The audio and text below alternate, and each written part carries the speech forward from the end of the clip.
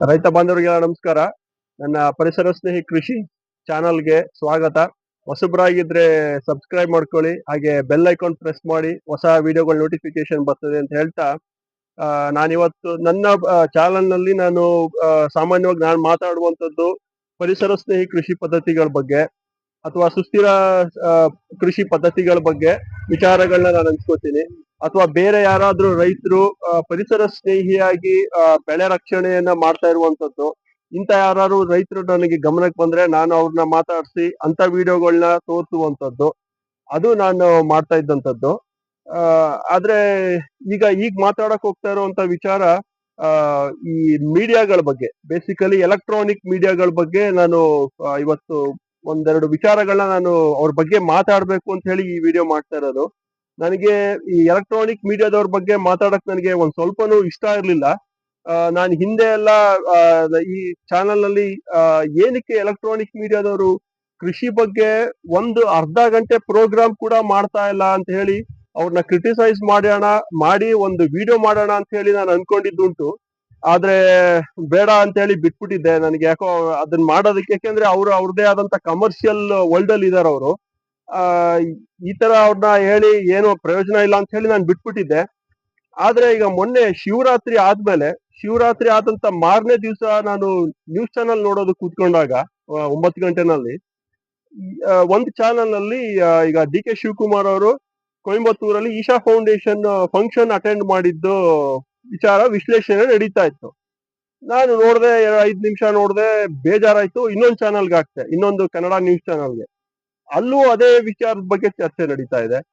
ಆಮೇಲೆ ಇನ್ನೊಂದು ಚಾನಲ್ಗೆ ಹಾಕ್ತೆ, ನಿಜಕ್ಕೂ ಆ ಚಾನಲ್ ಅಲ್ಲೂ ಅದೇ ಏನು ಡಿ ಕೆ ಶಿವಕುಮಾರ್ ಅವರು ಈಶಾ ಫೌಂಡೇಶನ್ ಹೋಗಿರುವಂತದ್ದು, ಅವ್ರೇನು ಬಿಜೆಪಿ ಸೇರ್ಬಿಡ್ತಾರೆ ಅಂತ ಅನ್ನುವಂಥದ್ದು, ಅಥವಾ ಕುಂಭಮೇಳಕ್ಕೆ ಹೋಗಿ ಅಲ್ಲಿ ಮಿಂದು ಬಂದಿದ್ದಾರೆ ಅಂತ ಹೇಳುವಂತದ್ದು.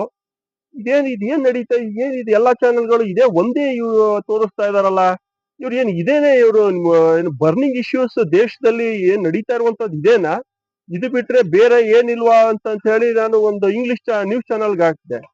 ಅಲ್ಲಿ ಅರ್ನಬ್ ಗೋಸ್ವಾಮಿ ಆತನು ಕೂಡ ಆ, ಈ ಡಿ ಕೆ ಶಿವಕುಮಾರ್ದು ಫುಟೇಜಸ್ ಗಳು ಹಾಕೊಂಡು ಬೇರೆ ಬೇರೆ ಇಂಟೆಲೆಕ್ಚುಯಲ್ ಜೊತೆ ಆನ್ಲೈನ್ ಅಲ್ಲಿ ಕನೆಕ್ಟ್ ಮಾಡ್ಕೊಂಡು ಡಿಸ್ಕಸ್ ಮಾಡ್ತಾ ಇದ್ದಾನೆ. ನಿಜಕ್ಕೂ ಅದನ್ನ ನೋಡಿ ಇರಿಟೇಟ್ ಆಗೋಯ್ತು ನನಗೆ. ಇರಿಟೇಟ್ ಆಯ್ತು, ಫ್ರಸ್ಟ್ರೇಷನ್ ಆಯ್ತು.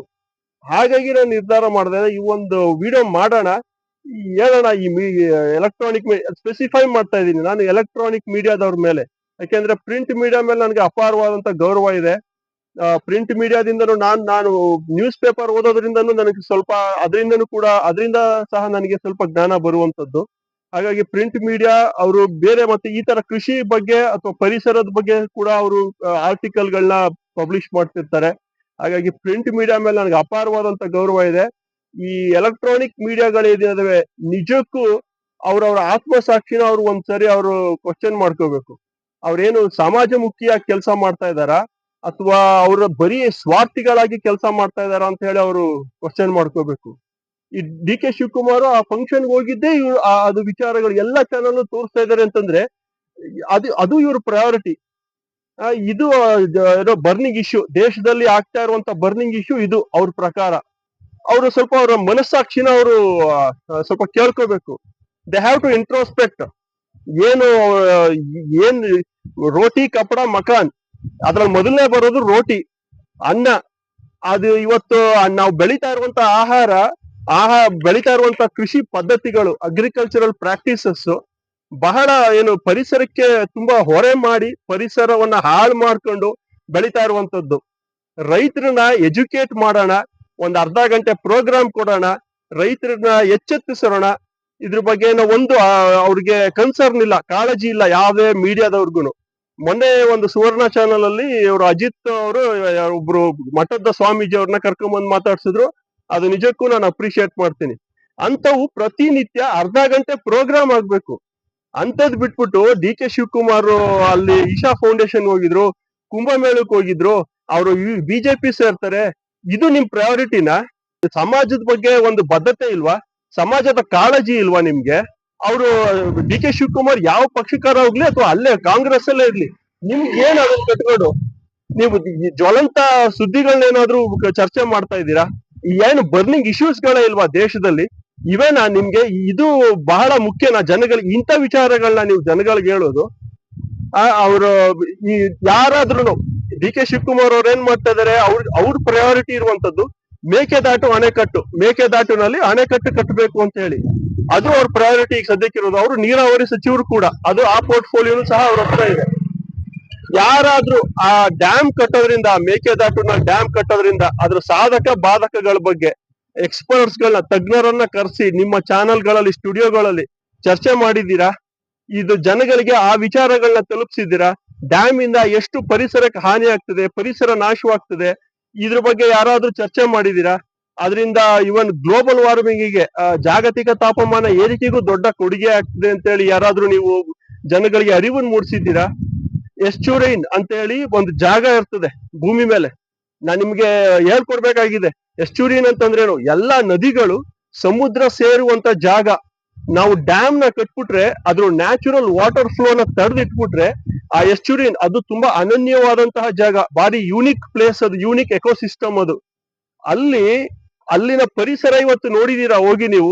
ಯಾರಾದ್ರೂ ನಿಮ್ಮ ಚಾನೆಲ್ಗಳಲ್ಲಿ ತೋರಿಸಿದೀರಾ ಅಲ್ಲಿ ಇವತ್ತು ಎಸ್ಚುರಿನ್ ಪರಿಸ್ಥಿತಿ ಹೇಗಿದೆ ಅಂತ ಹೇಳಿ? ನಾವು ಡ್ಯಾಮ್ಗಳನ್ನ ಕಟ್ಟಿ ಆ ನೀರು ಫ್ಲೋನ ಸ್ಟಾಪ್ ಮಾಡಿ ತಡೆದಿಟ್ಕೊಂಡು, ನೀರು ಹರಿದೇನೆ ಆ ಎಸ್ಚುರಿನ್ ಅಂದ್ರೆ ಆ ಸಮುದ್ರಕ್ಕೆ ಸೇರುವಂತ ಜಾಗದಲ್ಲಿ ಆ ಎಲ್ಲ ಜಲಚರಗಳು ಇವತ್ತು ಅಳಿವಿನಂಚಿಗೆ ಹೋಗಿರೋದು, ಎಷ್ಟೋ ಪ್ರಾಣಿಗಳು ವಿನಾಶವಾಗಿರುವಂತದ್ದು. ಏನ್ ಬರೀ ನಾವಷ್ಟೇ ಡ್ಯಾಮ್ ಕಟ್ಕೊಂಡು ಬರೀ ಮನುಷ್ಯರಷ್ಟೇ ಬದುಕ್ಬೇಕಾ? ನಾವು ಈಗ ಆಲ್ರೆಡಿ ಈಗ ಪರಿಸರವನ್ನ ಹಾಳು ಮಾಡ್ಕೊಂಡು ನಮ್ಗೆ ಅದು ತಿರುಗಿ ಬಿದ್ದಿರುವಂತದ್ದು ನಿಮ್ಗೆ ಏನು ಅರ್ಥ ಆಗ್ತಾ ಇಲ್ವಾ? ದಯವಿಟ್ಟು ಈ ತರದ ಪ್ರಯಾರಿಟಿಗಳನ್ನ ನೀವು ಕೈ ಬಿಟ್ಟು, ಅರ್ಧ ಗಂಟೆ ಆಯ್ತು ನೀವೇನೋ ಸ್ಟುಡಿಯೋ ಕಟ್ಕೊಂಡಿದ್ದೀರಿ, ನೀವು ಸ್ಟುಡಿಯೋ ನಡೆಸ್ಬೇಕು, TRP ಬೇಕು, ಜನಗಳನ್ನು ಅದೇ ತರ ಮಾಡ್ಬಿಟ್ಟಿದ್ದೀರಿ. ನೀವು ಕೊಟ್ಟಿದ್ದೇ ನ್ಯೂಸ್, ನೀವು ಕೊಟ್ಟಿದ್ದೇ ವಿಚಾರಗಳು ಜನಗಳು ಈಗ ಹೇಗಿದೆ ಅಂತಂದ್ರೆ, ಒಂದಷ್ಟು ಎಂಟರ್ಟೈನ್ಮೆಂಟ್ ಚಾನೆಲ್ಗಳಲ್ಲಿ ಡೈಲಿ ಸೋಪ್ಸ್ ಅಂತ ಬರ್ತಾವಲ್ಲ ಧಾರಾವಾಹಿಗಳು, ಅವ್ರು ಮಾಡಿದ್ದೇ ಏನು ಎಂಟರ್ಟೈನ್ಮೆಂಟ್, ಇದೇ ಎಂಟರ್ಟೈನ್ಮೆಂಟ್ ಅಂತ ಹೇಳಿ ಜನಗಳಿಗೆ ಒಂಥರ ಭ್ರಮೆ ಉಟ್ಬಿಟ್ಟಿದ್ಯಲ್ಲ, ಆ ರೀತಿ ಆಗಿದೆ ನಿಮ್ದು. ಅವರು ಇದೇನ ನಿಮ್ಮ ಪ್ರಯಾರಿಟಿ?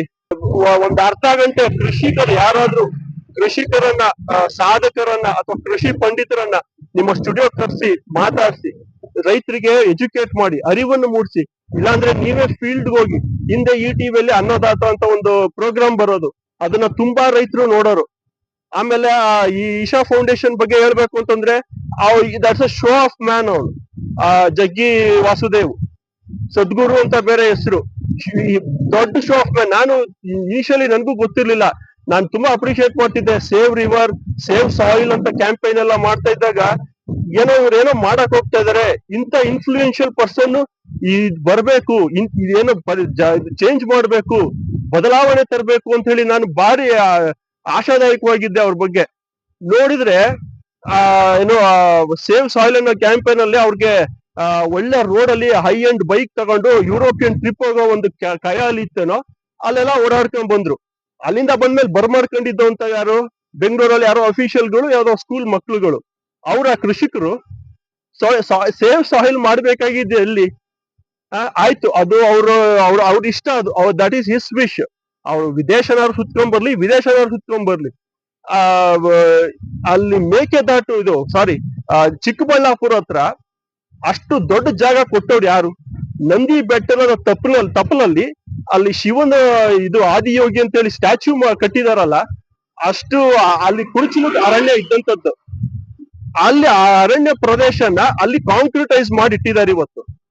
ಆ ಜಾಗನ ಮಂಜೂರು ಮಾಡಿದವ್ರು ಯಾರು? ಇಲ್ಲಿ ಒಬ್ಬ ಮಧ್ಯಮ ವರ್ಗದವನು ಒಂದು 30-40 ಸೈಟ್ಗೆ ತಗೊಳ್ಳೋದಕ್ಕೆ, ದುಡ್ಡು ಹೊಂದೋದಕ್ಕೆ ಒದ್ದಾಡ್ತಾರೆ. ಅಷ್ಟು ದೊಡ್ಡ ಜಾಗನ ಮಂಜೂರು ಮಾಡಿದವ್ರು ಯಾರು ಅವ್ರಿಗೆ? ಅದು ಅರಣ್ಯ ಪ್ರದೇಶ. ಅದನ್ನೇನಾದ್ರು ಒಂದ್ ವೇಳೆ ಆತ ತಗೊಂಡು ಅದನ್ನ ಬೇರೆ ಪರಿಸರ, ಅದು ಅರಣ್ಯ, ಅಲ್ಲಿ ಮಾನವ ನಿರ್ಮಿತ ಅರಣ್ಯ ಮಾಡಿದ್ರು ನಾನು ಆತನ ಕೊಂಡಾಡ್ಬಿಡ್ತಿದ್ದೆ. ಮಾಡಿರುವಂತದ್ದೇನು ಫುಲ್ ಕಾಂಕ್ರಿಟೈಸ್ ಮಾಡಿರುವಂತದ್ದು, ದೇವರಸಲ್ಲಿ ಕಮರ್ಷಿಯಲೈಸೇಷನ್ ಮಾಡ್ತಾ ಇರುವಂತದ್ದು. ಅಲ್ಲಿ ಅದನ್ನ ನೋಡೋದಕ್ಕೆ ಬೆಂಗಳೂರಿಗರು ಲಕ್ಷಾಂತರ ಮಂದಿ, ಎಲ್ಲಿ ಆ ಯಲಹಂಕ ಇಂದ ನಂದಿ ಬೆಟ್ಟದವರೆಗೂ ಟ್ರಾಫಿಕ್ ಜಾಮ್. ಅಷ್ಟು ಟ್ರಾಫಿಕ್ ಜಾಮ್ ಆದ್ರೆ doesn't it also leads to global warming? ಗೊತ್ತಿಲ್ವಾ ಆತನ್ಗೆ? ಏನೇನೋ ದೊಡ್ಡ ದೊಡ್ಡ ವಿಚಾರಗಳು ಮಾತಾಡ್ತಾರಲ್ಲ, ಇಂಥವ್ರನ್ನ ನೀವು ತೋರಿಸ್ತೀರಿ. ದಯವಿಟ್ಟು ನೀವು ನ್ಯೂಸ್ ನಿಮ್ ಬಗ್ಗೆ ನನ್ಗೆ ಏನು ಹೇಳೋದಕ್ಕೆ ಇಷ್ಟ ಇರ್ಲಿಲ್ಲ. ನೀವು ಕೂಡ ಜನರು ಅನ್ನನೇ ತಿಂತಾ ಇದೀರಿ. ನಿಮಗೆ ಸ್ಪಾನ್ಸರ್ಸ್ ಇರೋದು ಯಾರೋ ಬರ್ತಾರಲ್ಲ ಜೀನಿ ಕಬ್ಬಣ ಮಾಡೋರು, ಡಿಟರ್ಜೆಂಟ್ ಸೋಪ್ ಅವರು, ಅದೆಲ್ಲ ಜನಗಳು ಕೊಂಡ್ಕೊಂಡ್ರೆ ತಾನೇ ನಿಮ್ಗೆ ಅವ್ರಿಗೆ ವ್ಯಾಪಾರ ಆಗಿ ನಿಮಗ್ ಸ್ಪಾನ್ಸರ್ ಮಾಡೋದು.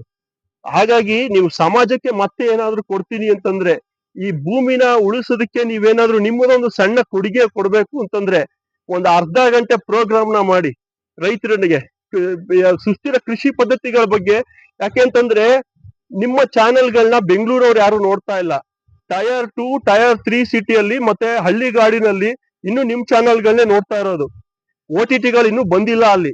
ಹಾಗಾಗಿ ನಿಮ್ಗೆ ಇನ್ನ ವ್ಯೂವರ್ಸ್ ಇದಾರೆ.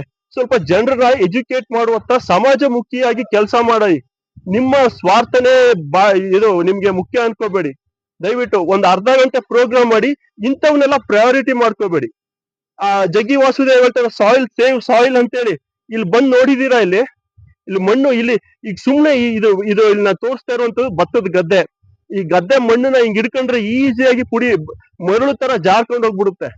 ಆ ಮಟ್ಟಕ್ಕಾಗಿದೆ ಇವತ್ತು ಈ ಮಣ್ಣು. ಅಲ್ಲಿ ತಮಿಳ್ನಾಡಲ್ಲೇ ಮೂರ್ ಬೆಳೆ ಬೆಳೀತಾರೆ ರೈತರು. ಅಲ್ಲೇ ಒಂದು ಕ್ರಾಪ್ ರೊಟೇಷನ್ ಅನ್ನೋ ಒಂದು ಕಾನ್ಸೆಪ್ಟ್ ನ ಇಂಟ್ರೊಡ್ಯೂಸ್ ಮಾಡಕ್ ಆಗ್ಲಿಲ್ಲ. ಅದಕ್ಕೆ ಹೇಳಿದ್ದು ನಾನು ಶೋ ಆಫ್ ಅಂತ ಹೇಳಿ. ಇವೆಲ್ಲ ಸುಮ್ನೆ ಎಲ್ಲ ಬೈಕ್ ತಗೊಂಡು ವಿದೇಶ ಸುತ್ಕೊಂಡ್ ಬಂದ್ಬಿಟ್ರೆ ಆಗೋದಿಲ್ಲ. ಮಣ್ಣಿಂದ ಗುಣ ನೋಡಿದೀರಾ ಇವತ್ತು? Does you know what is the soil status today? ಆಯ್ತು, ನೀವು ನನ್ನ ಈ ವಿಡಿಯೋ ನೋಡ್ತಿರೋ ಇಲ್ವೋ, ಬಟ್ ಯಾರಾದ್ರೂ ಒಂದ್ ವೇಳೆ ನೋಡಿದ್ರೆ ನೀವು ಅರಿತ್ಕೊಳ್ಳಿ, ಸಮಾಜ ಮುಖಿಯಾಗಿ ಕೆಲಸ ಮಾಡಿ. ದಯವಿಟ್ಟು ಈ ತರ ಎಲ್ಲ ನಿಮ್ಮ ಪ್ರಯಾರಿಟಿ ಇರಬಾರ್ದು. ಯಾವ್ದಾದ್ರು ಜ್ವಲಂತ ಬರ್ನಿಂಗ್ ಇಶ್ಯೂಸ್ ನ ನಿಮ್ಮ ಚಾನೆಲ್ ನಲ್ಲಿ ಚರ್ಚೆ ಆಗ್ಲಿ ಅಂತ ಹೇಳಿ ನನ್ನ ಮಾತನ್ನು ಮುಗಿಸ್ತೀನಿ. ನಮಸ್ಕಾರ.